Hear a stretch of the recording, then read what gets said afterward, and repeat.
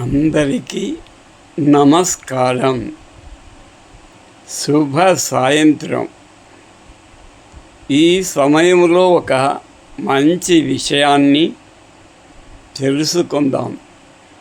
బన్నెర పోతన రచించినటువంటి భాగవతములో ప్రహ్లాదుని చరితములో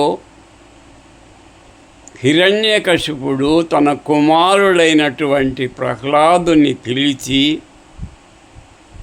అతని విద్య ఎలా సాగుతూ ఉంది, ఏమేం చదువుకుంటున్నావని అడిగాడు కుమారుణ్ణి. చూసారా, తల్లిదండ్రులు తెలుసుకోవాలి పిల్లలు ఏం చదువుతున్నారు, ఎంతవరకు చదివారు, ఏం చదవాలి, ఏది ముఖ్యం అనేది తల్లిదండ్రులు చెప్పాలి.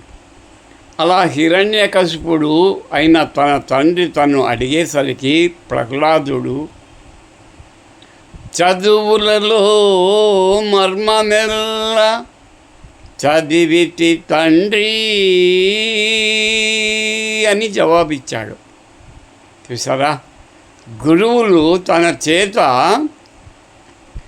ధర్మార్థ శాస్త్రములన్నీ చదివించాలని, ధర్మశాస్త్రం అర్థశాస్త్రం చాలా ముఖ్యం కదా, వాటిని సంపూర్ణముగా చదివానని,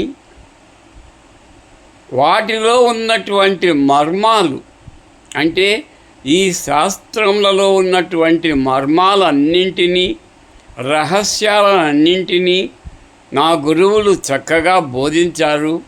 వాటిని నేను బాగా చదివి మరీ చదివి తెలుసుకున్నాను తండ్రి అని చెప్పాడు. చూసారా, చదువులలో ఉన్నటువంటి సకల శాస్త్రములలో ఉన్నటువంటి మర్మాలంటే రహస్యాలు, బయటికి తెలియనివి, అంటే అర్థము వేరే అంతరార్థము వేరే. అర్థాలు తెలుసుకున్న అంతరార్థాలు లోపల ఉన్న మర్మాలు కూడా తెలుసుకున్నాను, గురువులు నాకు చక్కగా వివరించారు తండ్రి అని చెప్పాడు.